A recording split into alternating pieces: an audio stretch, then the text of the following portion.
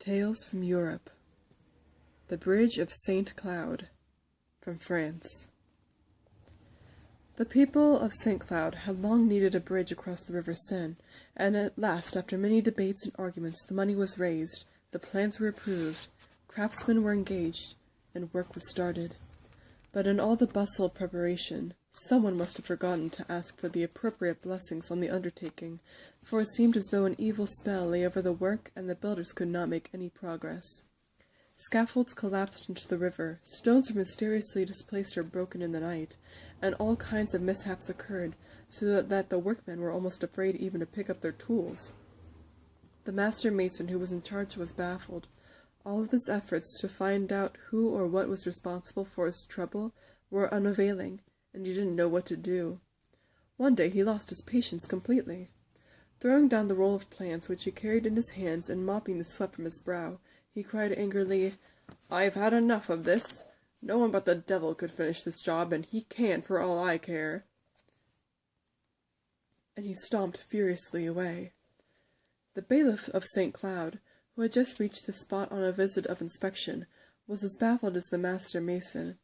It seemed that nothing had been accomplished since his last visit a week ago, yet the men had been toiling as hard as ever. Sighing heavily, he turned and made his way homeward, sunk in thought. So preoccupied was he with all of his troubles that he didn't notice a tall, dark stranger who stood in his path until the stranger spoke to him. "Master Bailiff," said the stranger, "may I have a word with you?" Startled out of his gloomy reflections, the bailiff snapped, "That depends on what it's about." The stranger smiled. "It's about your bridge," he said. "Ah," replied the bailiff, "speak then, but I'm afraid, after what I've just seen, that you won't be able to say anything good about it." "Your bridge isn't coming along very well, is it?" the stranger said. "You know it isn't," the bailiff answered. "Small wonder," the stranger said. "You know it never will be finished unless I take a hand." The bailiff brightened. Are you a mason, then?" he asked. The stranger laughed. "No, my dear bailiff, a mason couldn't help you. I am the devil. And believe me, when I put my mind to it, I can build both well and swiftly." The bailiff was even more startled than before, but he managed to control himself. "Master Devil," he said, "you've come at the right time, I must say, but we can't discuss this matter here in the middle of the street. It might cause gossip. Here's my house. Come inside so that we can talk quietly." And they went into the house. The bailiff turned to his wife and said, "I have business to do. Close the shutters, keep the servants quiet, and see that no one disturbs us." The bailiff's wife went away to do as she had been told, and the bailiff addressed his visitor. "Let's put our cards on the table. We need the bridge desperately. The people cannot carry on their trade without it. In fact, it's almost a matter of life or death for the town. And yet, for all our efforts, the confounded thing has brought us nothing but trouble." "You surprise me," the devil replied, grinning. "Anyway, we are ready, Master Devil, to pay any price, even to submit to new taxes, to get the bridge finished. You say you can help. How much do you want? How many gold pieces will it cost to finish the bridge?" "Now, Master Bailiff," the devil said, grinning again, "what would I do with your gold? I have as much of it as I want, whenever I want. See?" The devil reached into the fireplace, and with his bare hand took out a glowing ember. He blew on it, and held it out to the bailiff. "Stop! Don't do that!"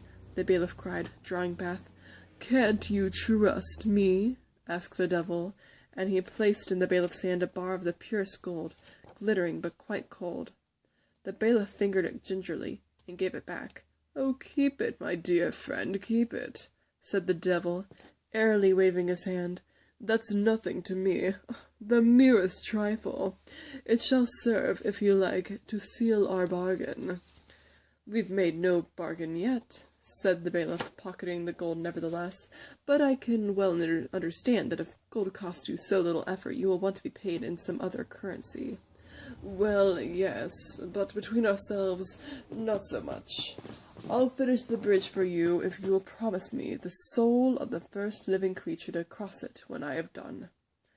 Well, now, mused the bailiff, I don't know whether I have the right. Of course you have, cried the devil.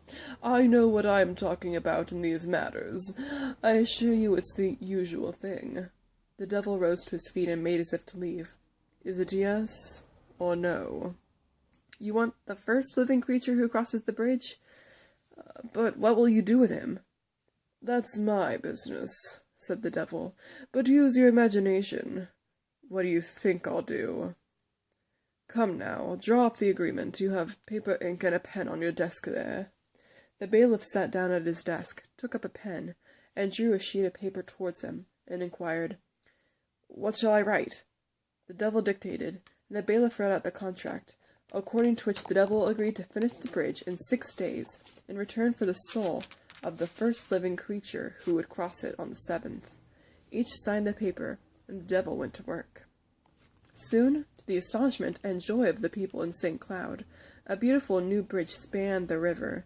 But the bailiff had told the story of the pact he had made with the devil, and had warned everybody of the fate awaiting the first to cross the bridge, and all of them were afraid to approach. And so, on the 7th day, the crowd which had come to admire the new structure watched from afar to see what would happen. In a little while the spectators gasped with astonishment. The bailiff himself was seen, walking with determined steps along the road leading to the bridge.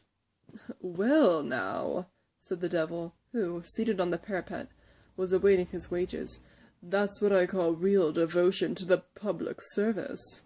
I know that hell is already full of bailiffs, but never mind, one can never have too many. Licking his lips, the devil stretched out his claws toward the bailiff, but the latter, paying no attention whatever to the devil's mockery, stopped at the very instant when he was about to set foot on the bridge, and, holding out his arm, shook his wide sleeve. A cat which he had concealed there leapt out, and, wild with fright, sped like an arrow in front of the devil and over the bridge. There is your payment, Master Devil, cried the bailiff. That is the first living thing to cross the bridge, and if you want to collect your wages, you'd better run after it. Thereupon all the church bells of St. Cloud began to ring with a triumphant peal. The bishops and the clergy formed into a procession, and, with banners flying, marched across the bridge, dedicating to God the work of the devil, while the latter, raging but powerless, fled.